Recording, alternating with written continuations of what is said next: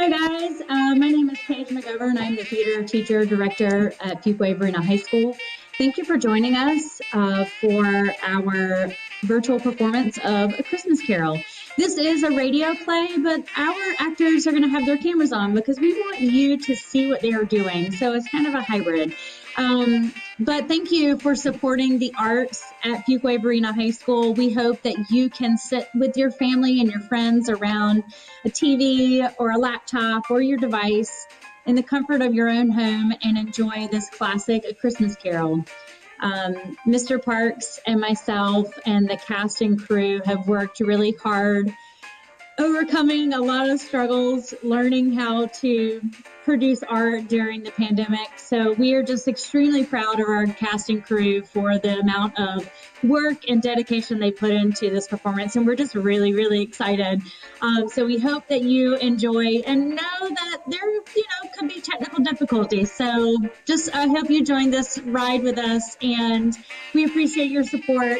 And from our family to yours, Merry Christmas. Merry Christmas.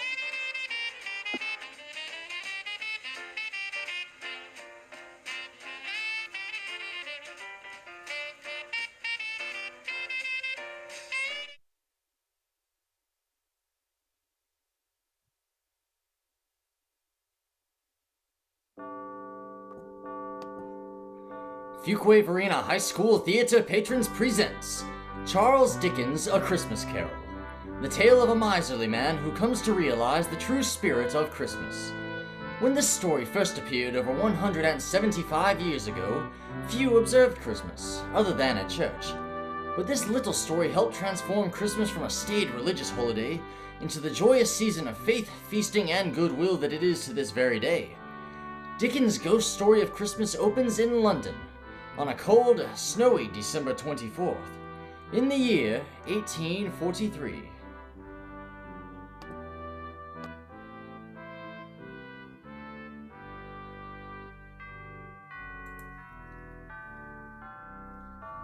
Once upon a time, of all the good days in the year, on Christmas Eve, old Scrooge sat busy in his counting house. Ebenezer Scrooge was a squeezing, wrenching, grasping, scraping, clutching, covetous old sinner, a hard-hearted miser. Secret and self-contained, and solitary as an oyster, a morose and lonely man who consulted in nobody but himself. On this evening, the office of Scrooge and Marley was shrouded in cold, bleak, biting weather, but external heat and cold had little influence on Scrooge. No warmth could warm, no wintry weather could chill him. No wind that blew was bitterer than he.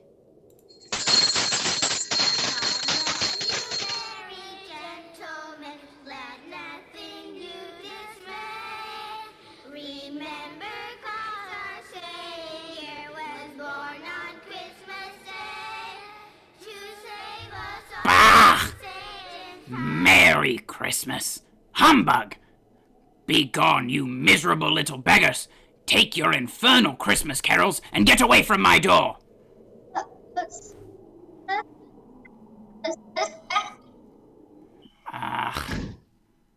And you, nephew? What right have you to be merry? You're poor enough. Merry Christmas! Bah, humbug! Christmas a humbug, Uncle? You don't really mean that, I'm sure. What right have you to be dismal about Christmas? You're rich enough. Don't be cross, Uncle. What else can I be, Fred, when I live in such a world of fools as this? Merry Christmas. Ugh, if I could work my will, every idiot that went about with Merry Christmas on his lips would be boiled in his own pudding and buried with a stake of holly through his heart. You keep Christmas in your own way, nephew, and let me keep it in mine. Keep it? But you don't keep it, Uncle. Well then, let me leave it alone. Much good may it do you, much good it has ever done you. But Christmas time is a good time, Uncle. A kind, forgiving, charitable, pleasant time. when men and women open their shut-up hearts and think of others as if they were really fellow passengers to the grave, and not another race of creatures bound on other journeys. Therefore, uncle, though it has never put a scrap of gold or silver in my pocket, I believe that it has done me good and will do me good, and I say God bless it. God bless Christmas. You there, Bob Cratchit. Let me hear another sound from you, and you'll keep your Merry Christmas by losing your situation. Now get back to those letters. Yes, Mr. Scrooge. Don't be angry, uncle. Come, dine with us for Christmas dinner tomorrow. Helen would love to meet you. Helen? Oh, yes, your wife. Why did you get married, Fred? Because I fell in love, uncle. Oh, because you fell in love with a woman as penniless as yourself, Fred. Oh, good afternoon. But you never visited before my marriage. I want nothing from you. I ask nothing of you. Very well. Good afternoon. Oh, I'll keep my Christmas humor to the last. So, Merry Christmas, uncle. Good afternoon. Oh, and a Happy New Year.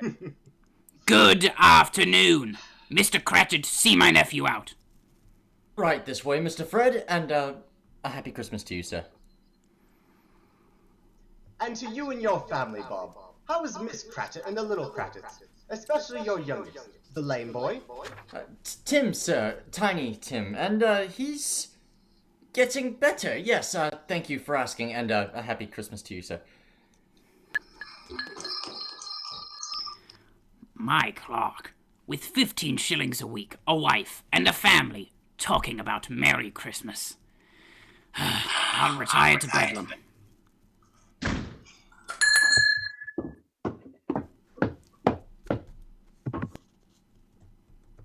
Toot to see you, Mr. Scrooge.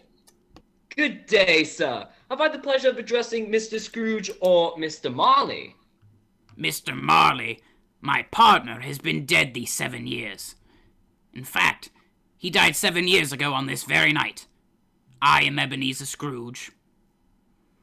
Oh, well, at this festive season, Mr. Scrooge, we seek charity for the poor and destitute. Yes, you see, many thousands are in want of common necessaries, hundreds and thousands are in want of common comfort, sir. Are there no prisons? Plenty of prisons. And the union workhouses, are they still in operation? They are. I wish I could say they were not. So the treadmill and the poor law are still in full vigor then? Both very busy, sir. Oh, I was afraid something had stopped them in their useful course. I'm very glad to hear it. Well, they simply finish Christmas here, Mr. Scrooge. A few of us supply the poor meat and drink and means more. We do so now because we keenly felt an abundance rejoices. So, what shall I put you down for? Nothing! Ah! You wish to be anonymous, sir! No! I wish to be left alone. I don't make merry myself at Christmas, and I can't afford to make idle people merry either. I pay to support the prisons and the workhouses. They cost enough. Let those who are badly off go there. But many can't go there. Yes, many would rather die. Well, if they would rather die, they'd better go and do it, and decrease the surplus population. I see. So the firm of Scrooge and Marley declines. It's enough for a man to understand his own business, and to keep himself out of others. Mine occupies me constantly. Good evening, then. Very well. You have made your views quite clear, sir. Good evening to you, sir.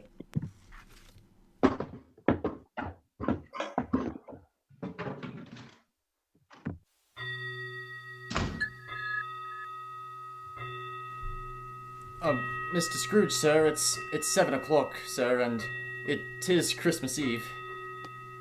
So? Oh, I suppose you want the whole day tomorrow, eh, Mr. Cratchit? If quite convenient, sir. It's not convenient, and it's not fair. If I were to dock you half a crown for it, you'd see yourself ill-used, I'll be bound. And yet, you don't see me ill-used to pay you a day's wages for no labour. Well, 'tis but once a year, sir, and... A poor excuse for picking a man's pocket every 25th of December. But I suppose you must have the whole day. Very well. Be here all the earlier the next morning, Mr. Cratchit. Thank you, sir, I will, and, Merry Christmas. Merry Christmas indeed. Bah!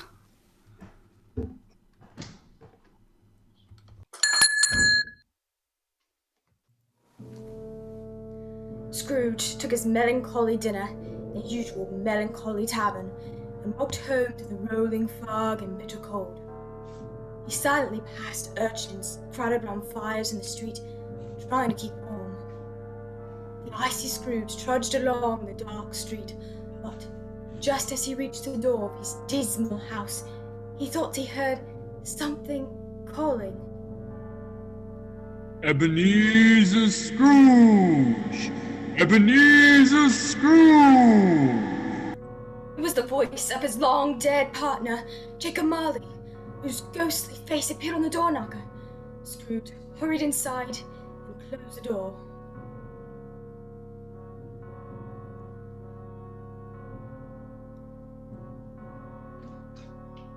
He locked himself in.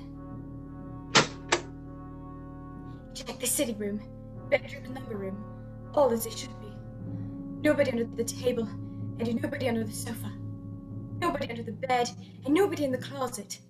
Secured against surprise, Scrooge put on his dressing gown and nightcap, and sat down before the fire to take his gruel, when, suddenly... What is it? Every bell in the house must be ringing. What in the... world? Nonsense, humbug. It's all humbug. Wait. What's that? Someone's in the cellar. But the doors are locked. Double locked. Something's coming. Up the stairs. No. It's closer. It's outside my door. It's humbug. I won't believe it. It's humbug. Scrooge! Ebenezer Scrooge! Oh! How now? What do you want with me? Who are you? In life, I was your partner, Jacob Marley. You don't believe in me, Scrooge. Why do you doubt your senses? A disorder of the stomach makes them cheat. Yes. You're not a ghost. You're just a bit of bad beef, a blot of mustard, a fragment of underdone potato. There's more gravy than grave about you. Whatever you are. Humbug, I tell you. Oh, mercy. I believe you. I must. Oh, dreadful apparition. Why do you trouble me? Why do spirits walk the earth? Why come to me? It is required of every man that the spirit within him should walk abroad among his fellow men. And if that spirit goes not forth in life, is condemned to do so after death, doomed to wander without rest or peace, and witness what it cannot share, but might have shared, and turn to happiness.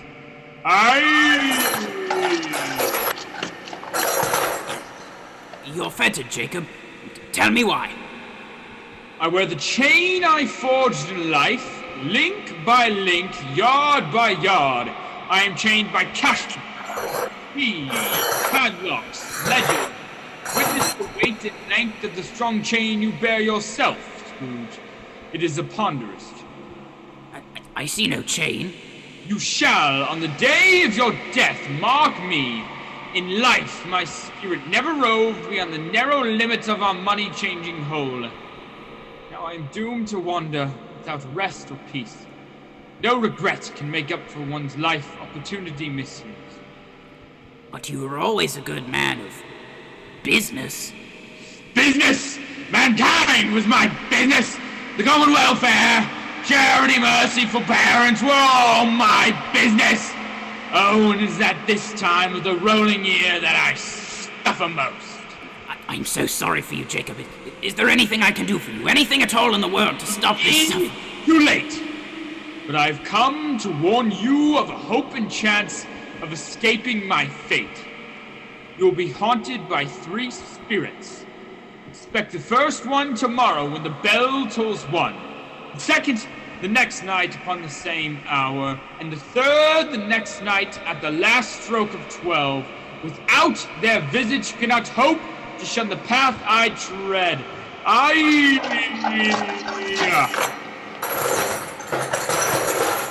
Ebenezer, look out this window.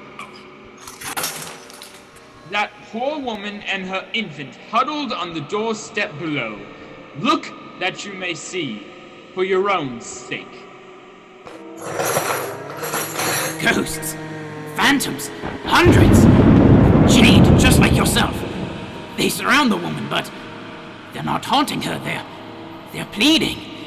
Oh, Jacob, can't she see them in their anguish? Why do these ghosts lament? Why do they wail? They seek to aid her. They seek to do good in human matters, but have lost their power forever. Beware this cruel fate, Ebenezer. Beware, beware, beware.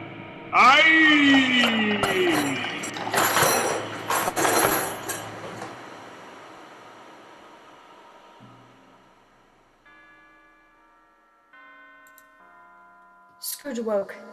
He was lying on his bed, still in his robe. Was Marley's visit a dream or not?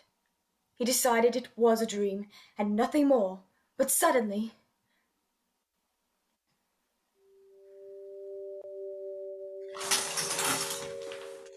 the curtains of his bed were drawn aside, and Scrooge found himself face to face with the unearthly visitor who drew them. It was a strange figure, like a child, yet not so like a child as like an old man. Ebenezer Scrooge. Are you the spirit whose coming was foretold? I am the ghost of Christmas past. Long past? Your past. I come for your welfare. Rise, Scrooge, and walk with me. Well, out the window! But I'm mortal and liable to fall. Bear but a touch of my hand, you shall be upheld for more than this.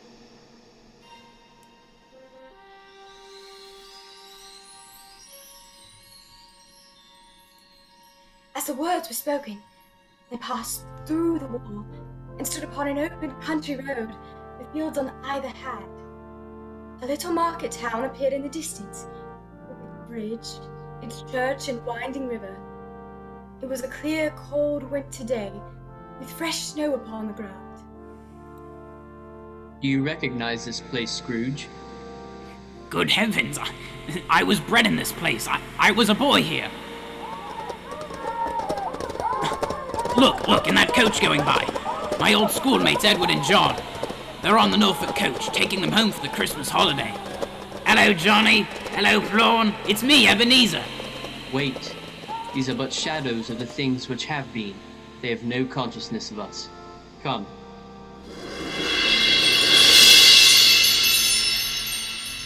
Why, it's my old schoolhouse. Alas, it wasn't much a place of learning. More like a prison.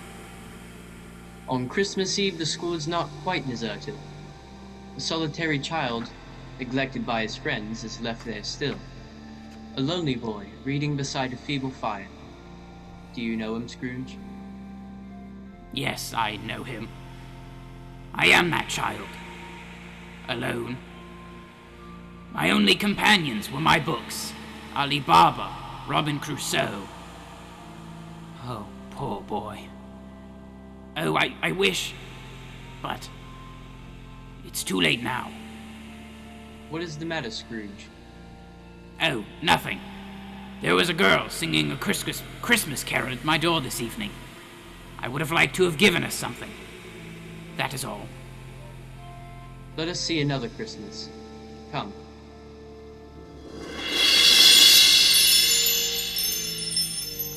Why, it's me. Years later, but still away at this dismal school, alone on Christmas. Ebenezer? Ebenezer! It's Fan! My sister, my beloved Fan! Dear, dear brother, I've come to bring you home. Yes, home. Home. Forever and ever. Oh, Father is so much kinder than he used to be that home's like heaven, and we're to be together all Christmas long and have the merriest time in the world. Come with me, dear brother. Let us go, Ebby. This way. Your sister always was a delicate creature, whom a breath might have withered, and she had a very large heart. She died a woman, but had, as I think, children, no? One child. My nephew Fred. My, how he does resemble his mother. Another Christmas. A celebration.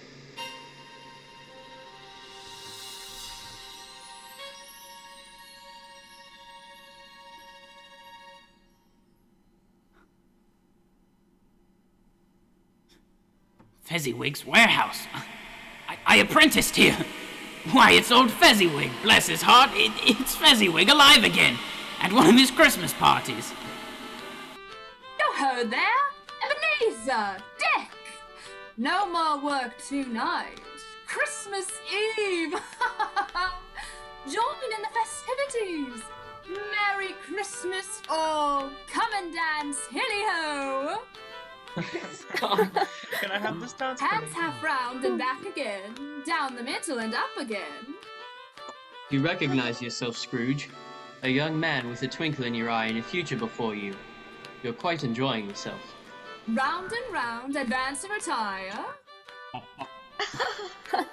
Oh, it was a marvelous party, Spirit, with cake and punch and cold roast and mince pies, plenty of beer.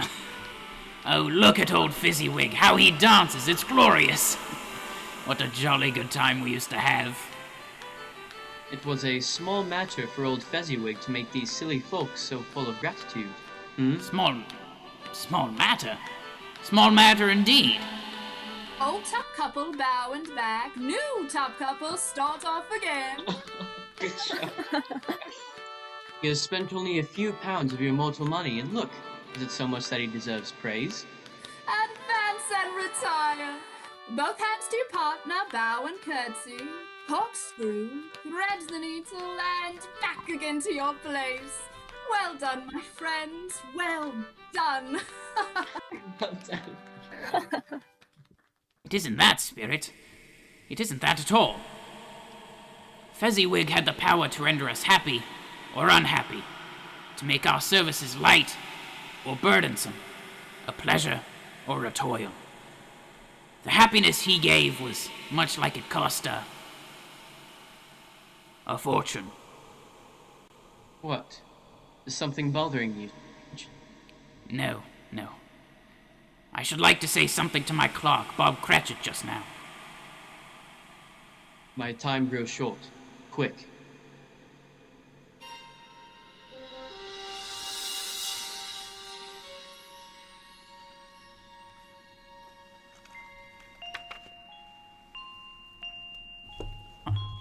Oh, Belle is beautiful as ever. Penniless girl who loved you, Scrooge. And I her. It didn't matter that she had no dowry. We were so happy together. You were happy until your career with Jacob Marley came between you. As you gained, so you lost. Do you see yourself, Scrooge? You're older now, a man in the prime of life. Your face has begun to wear the signs of care and avarice. Your eyes are the greedy, restless eyes of a miser. No, spare me this. Not this, Spirit, please, no. This music box is a beautiful gift, Ebenezer, but I realize I matter little to you. Very little. To protect yourself from the hard and cruel world, you have become hard and cruel in response. tried to chain comfort you, but seems another idol has displaced me. What idol could ever displace you, Belle? You now worship a golden idol. I've seen your nobler aspirations fall off one by one. Ebenezer, you've become another man. I wanted security, success for you, Belle. I seek tenderness, not riches.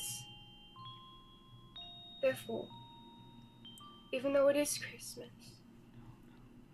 I release you from your promise. With a full heart, for the love of the him you once were. No, Belle, don't! Oh, Ebenezer, may you be happy in the life you've chosen. Belle, no! Spirit, show me no more. Why do you torture me? Remove me. I cannot bear it. Haunt me no longer. No longer.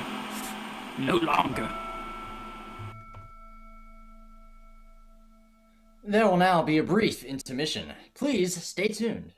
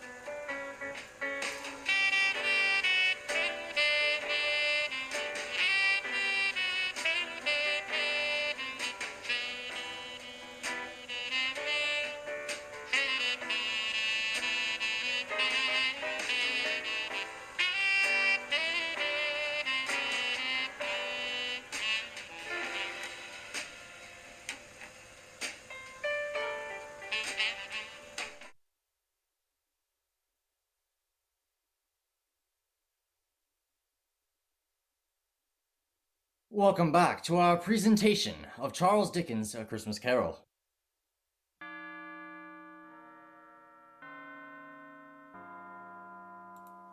Scrooge found himself once more alone and back upon his bed.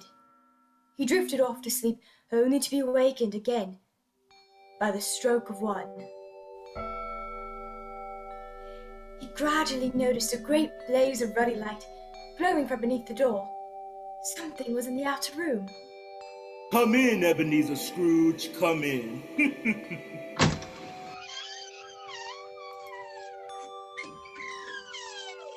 Scrooge opened the door and beheld his own sitting room transformed. The walls and ceiling were so hung with living green that it looked a perfect grove. Around the blazing fire lay a feast of meats and fruits and seething bowls of punch. And there sat a jolly giant, glorious to see. He bore a glowing torch, shaped like Plenty's horn, and held it up, high up, to shed its light on Scrooge as he came peeping round the door. Come in and get to know me better, man. I am the ghost of Christmas present. You've never seen the like of me before. Oh, spirit, conduct me where you will. I went forth last night, on compulsion, yet learnt a lesson which is working even now. Tonight, if you have aught to teach me, let me profit by it. Profit? Still, Scrooge? Well then, touch my robe!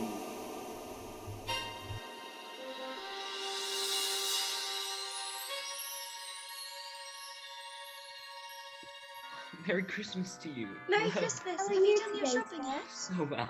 And instantly, they were transported to the streets of London on a bright Christmas day. The shops were bustling with jolly people completing their errands or returning from church. The grocers, the poultry and fruit shops, all were busy and all a delight. Presently, Scrooge and the Spirit came to Camden Town, to a humble house on a humble street. This is the home of my clerk, Bob Cratchit, his wife and 6 children. Why are we here, Spirit?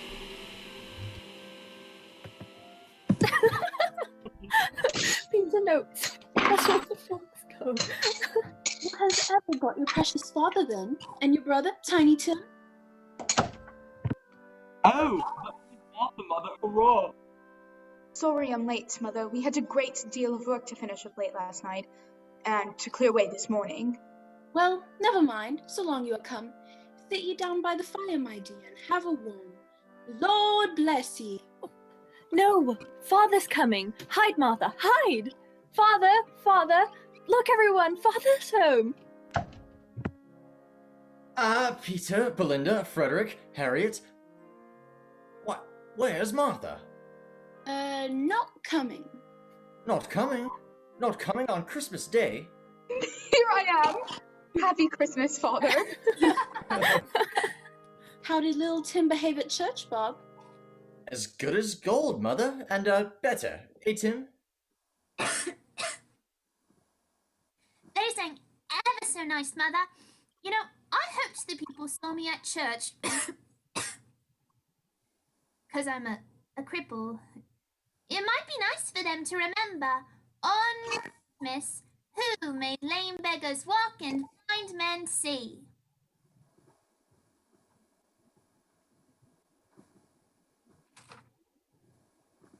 Oh, let's play a game. Father, play the memory game with us, please, please. Yes, Mother, please. Father. Yes, and then we'll sing some songs and... Oh, look! Oh, smell that goose! Oh, look, there was never such a goose, never! All right, be seated. Here you go. Take your turn now. There's plenty of bread. Potatoes for all of you. And later, plum pudding. Oh, my favorite. Martha, dear, sit next to Tiny Tim and make sure he eats plenty. He must stay strong and well if anything were to happen. Mother, don't even think like that. I'll be sure that he eats well. Here, Tim. Thanks, Martha. Can you guys pass the This bread? is so good. Can you pass the potatoes, please?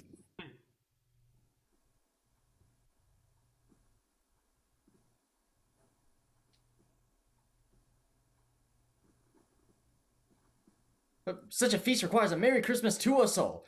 God bless us. God bless us. God bless us.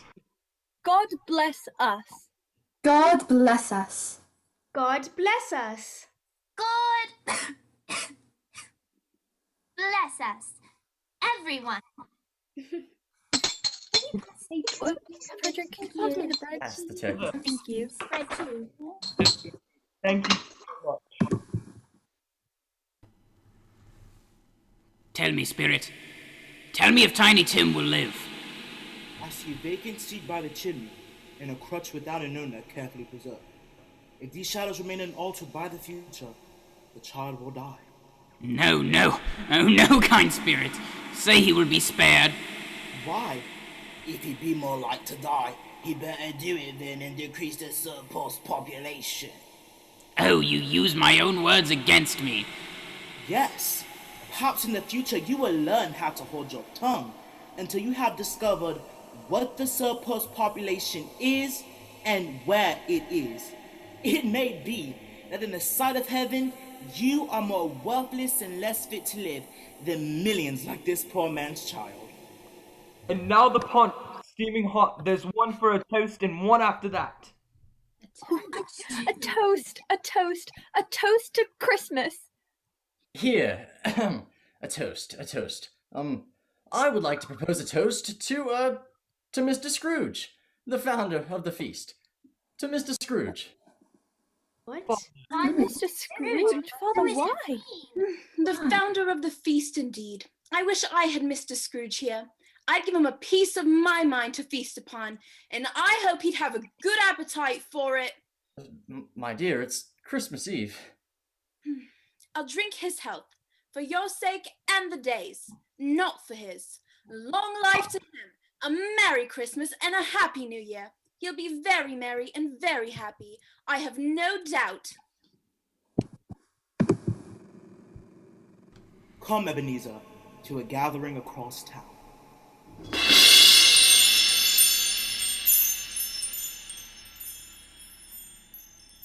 Come in, come in. How are you all doing? Welcome. Much for having you all today. Why, it's my nephew Fred.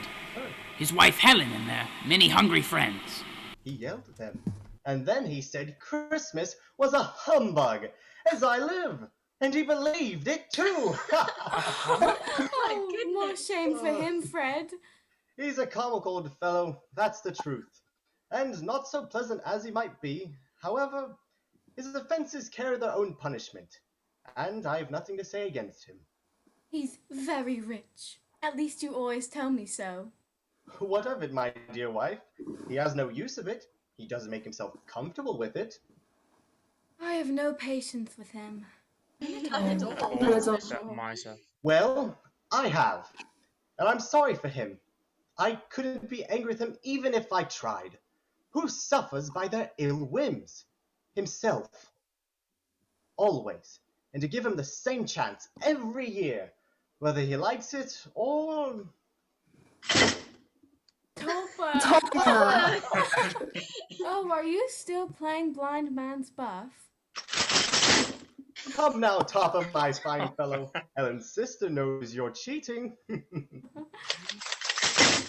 I think. Oh, our furnishings! Let's play at forfeits. Well, no. Wait! Oh. Let's play the game of yes and no. Think of something, dear husband, and we have to find out what. This is It'll a great be game, fun. definitely. Yes. All right, all right. Ooh, quick now, ask away. Is it a vegetable? No. An animal. Yes. A friendly animal? No. Disagreeable? Yes. Savage. Yes. Grunts and growls? Talks? Yes to both, sometimes. Lives in London, in a menagerie. Yes and no. Does it walk the streets? Oh, yes. Horse? No, no, no. Then it's a bull. No. Tiger. No. Then it's a bear. No, but almost. I found it out, Fred. I know what it is. Oh, you have? Well, what is it? It's your Uncle Scrooge. There you are, Of course you it got is. it. And yes, he has given us plenty of merriment, I'm sure. So it would be ungrateful not to drink his health. Here's a glass of mulled wine ready to our hand at the moment. Where did my glass down? Over there, you see? There we are. So here, a Merry Christmas and a Happy New Year. To the old man, whatever he is. He wouldn't take it from me, but he may have it just the same. To Uncle Scrooge. To Uncle Scrooge. How is everyone enjoying themselves? Thank you so much for inviting us. Thank you, Fred. Come, Ebenezer, there's much more to see. Men who keep Christmas in their hearts. Come!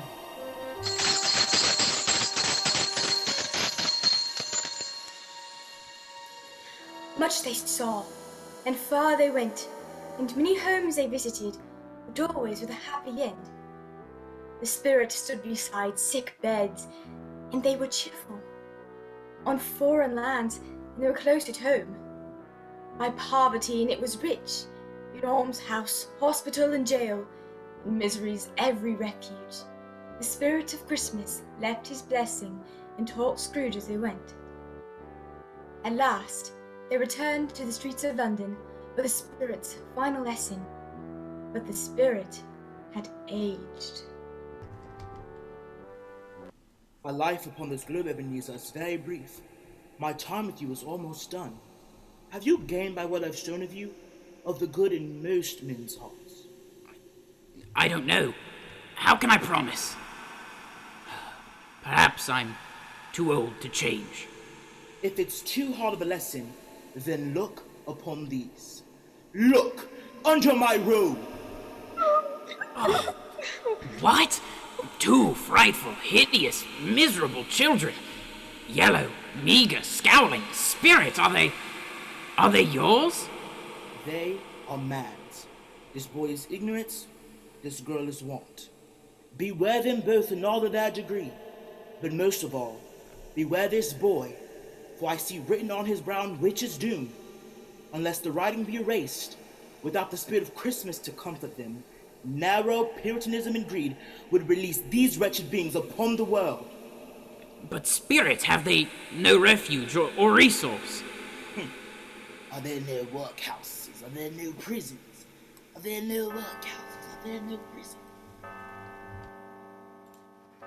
And with that, the ghost of Christmas present dissolved into the mist, and Scrooge stood alone upon the street. As the last stroke of midnight rang, Scrooge remembered the prediction of old Jacob Marley, and, lifting his eyes, he beheld the third spirit, a solemn phantom, shrouded in black, draped and hooded, coming, like a mist along the ground, towards him. Am I, in the presence of the ghost of Christmas yet to come?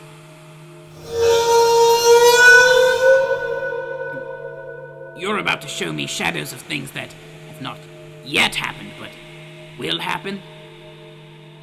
Oh, Spirit, will you not speak to me?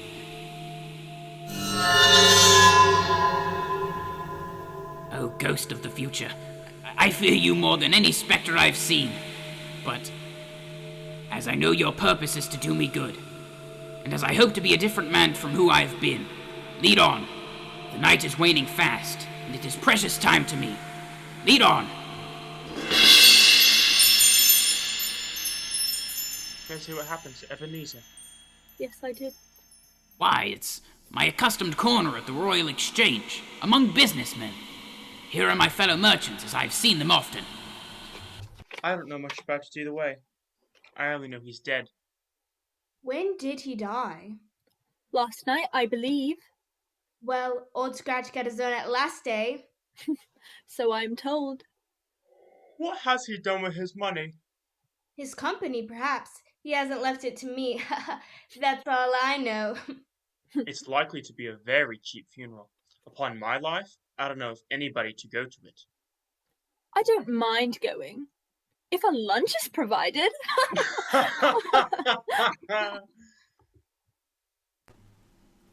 Spirit, why show me this trivial conversation? They can't be discussing the death of my partner, Jacob Marley.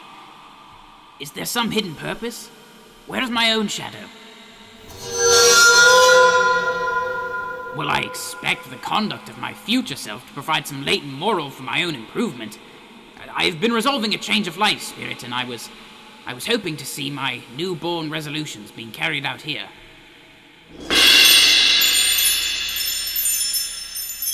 Oh, what obscure part of town are we in now, Spirit?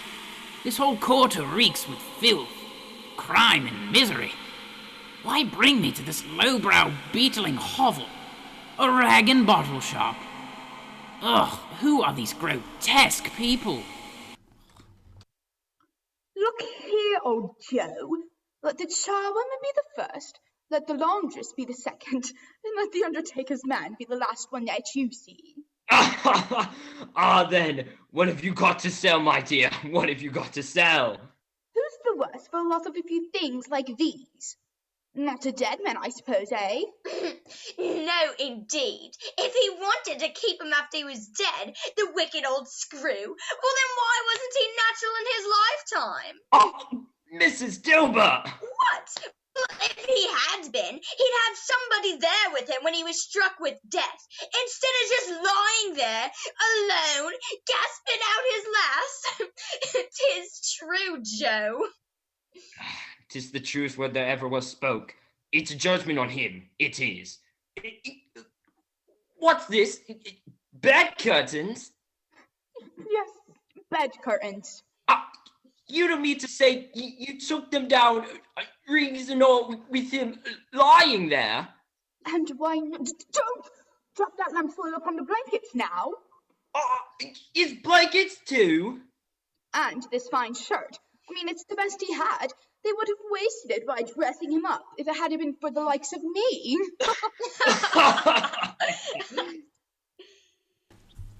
Oh, Spirit, I see.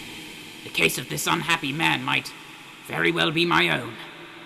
My life tends that way now. Oh, what is this? A bare, uncurtained bed. The shrouded body of the plundered unknown man. He lie here with no one to say, he was kind to me, and for the memory of one kind word, I will be kind to him. Spirit, you point to the head of this corpse. Do you wish me to remove the cover? Spirit, this is a fearful place. In leaving it, I shall not leave its lesson. Trust me. Let us go. I understand you, and I would if I could, but I have not the power, Spirit. I have not the power. Oh no, let me see some tenderness connected with the death. Oh, this dark chamber would be forever present to me.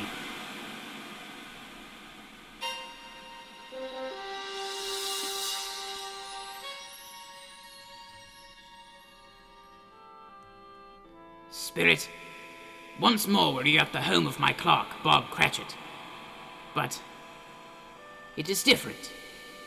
It's so quiet. What is it, Spirit? What kind of a Christmas day is this?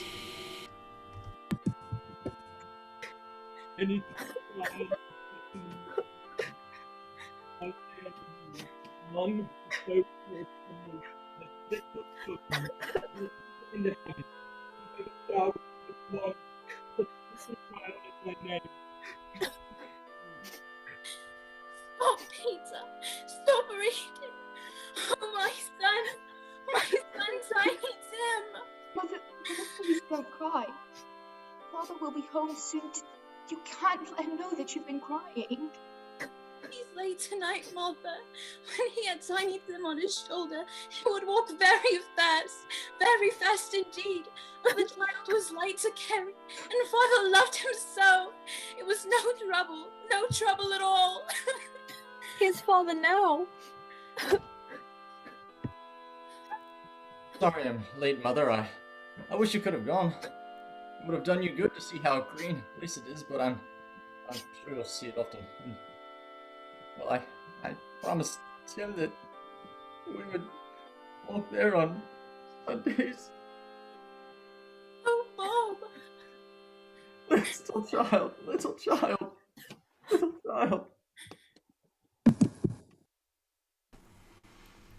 Spectre, something informs me that our parting moment is at hand. Tell me, who was that man whom we saw lying dead?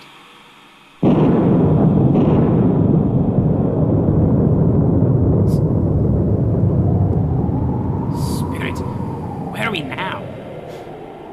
Merciful heaven, a dismal, ruinous churchyard. Desolate, lonely, crumbling graves.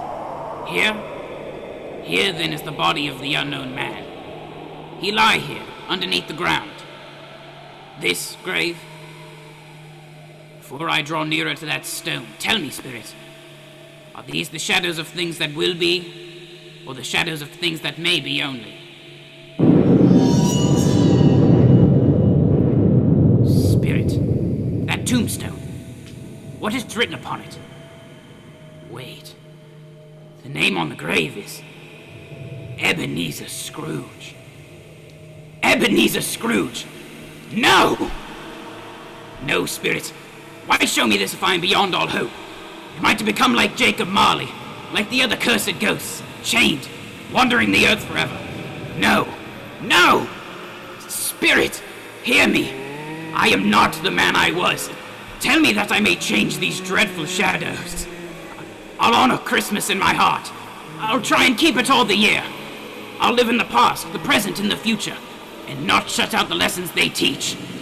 I pray, please, Spirit, that I may sponge away the writing on this stone. I pray, Spirit, I'll change. I'll change. I'll change. I'll change. I'll change. Why? What's that? My bedpost. I'm home. In my own room, in my own bed. Oh, Jacob Marley, heaven in the Christmas time be praised for this. I don't know how long I've been among the spirits. I don't know what day of the month it is. I don't know anything at all. Oh, I'm as light as a feather, as happy as an angel, as merry as a schoolboy, as giddy as a drunken man. Oh, glorious light, fresh air, the window. Why, Merry Christmas! Merry Christmas! And a Happy New Year, sir. You there, girl.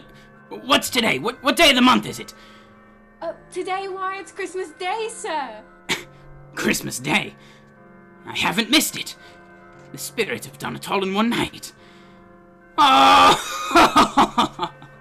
Girl, do you know the poulterers up the street, on the corner? I should hope I did. Do you know whether or not they've sold their prize turkey, the one hanging in the window? What, the one as big as me? Lord's hanging there now. Is it? We'll go and buy it. Walk, eh? No, I am in earnest. Go and buy it, and tell them to bring it here. I would like to make a large donation to a friend of mine. Scrooge sent the girl to buy the prize turkey and have it delivered to the Cratchit family as an anonymous gift. Then, the new Ebenezer Scrooge dressed himself all in his best and got out into the streets of London. Merry Christmas! Merry Christmas to you, sir! By this time, people were pouring forth, and Scrooge regarded all with a delighted smile and hearty holiday greeting. Merry Christmas. And why Merry Christmas to you, sir? Merry Christmas to you, ma'am. Oh, a Merry Christmas to you. Ah. By mere chance, Scrooge came upon the charity seekers he dismissed yesterday, but today he apologized and gave a large donation to their worthy cause, with many back payments included. He went to church, he walked about the streets watching people hurry to and fro, he patted children on the head, questioned beggars, and found that everything could yield him pleasure. He had never dreamed that any walk, that anything could give him so much happiness. In the afternoon, Scrooge turned his steps to the door of his nephew Fred, who was in the midst of Christmas dinner with his wife and their many hungry friends.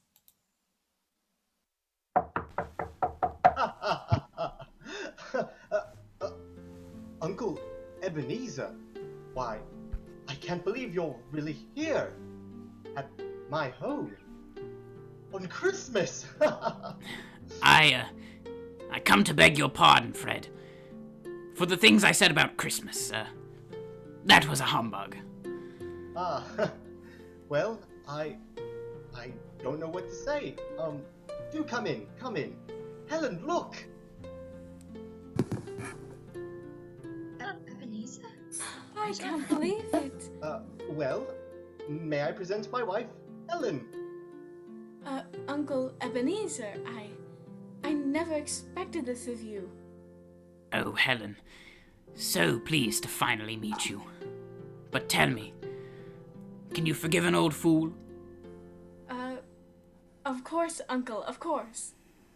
Well, join the feast then. Set another place to the table. Here, raise your glasses, all.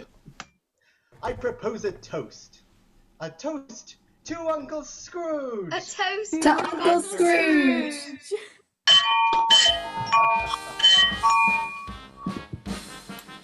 And so, Ebenezer Scrooge rejoined his family and rejoined the family of man. The next morning, Scrooge was early at the office. If only he could be there first and catch Bob Cratchit coming late. That was the thing he had set his heart upon. And was Bob ever late? The clock struck 9, and no Bob. 1:15, still no Bob. But finally...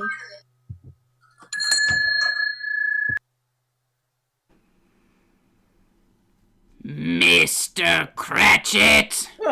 What do you mean, coming in at this time of day? My apologies, sir. Sorry, sir. I am behind my time. I was making rather merry last night, sir. It shall not be repeated, sir. Bob Cratchit! I'll not stand this sort of behavior any longer, and therefore, I'm about to raise your salary. Oh no, please, sir. Yeah, I'm sorry, sir. You're going to raise my salary. Sir, are you alright, sir? Yes, wait, no, Bob. I've not lost my senses. I've come to them. A Merry Christmas, Bob. A merrier Christmas than I've given you all these years. Yes, I'll raise your salary and endeavor to assist your struggling family. We will discuss your affairs this very afternoon over a Christmas bowl of smoking bishop. Bob Cratchit. Merry Christmas!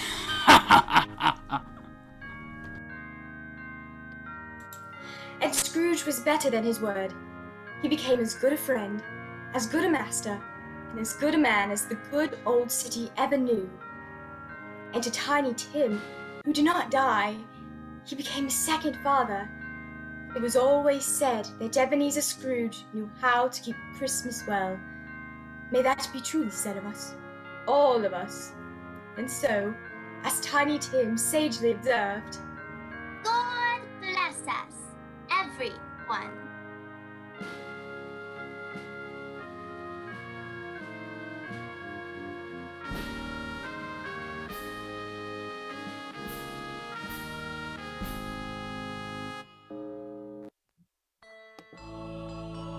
Ladies and gentlemen, all throughout our holiday playhouse, not a creature is stirring that doesn't wish our radio audience a Merry, Merry Christmas.